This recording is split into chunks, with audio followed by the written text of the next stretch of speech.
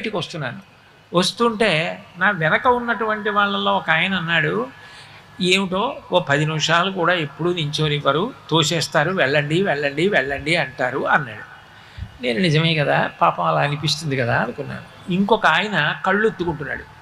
నేను అనుకున్నాను బహుశా బయటికి తోసేశారని, వెళ్ళిపోమ్మన్నారని. తోసేయడం అంటే వెళ్ళిపోండి వెళ్ళిపోండి అన్నారని ఆయన కళ్ళు ఎత్తుకుంటున్నాడులో అని అనుకున్నాను నేను. ఆయన అన్న మాట నా జీవితంలో నేను ఇప్పటికి కాదు ఎప్పటికీ మర్చిపోను.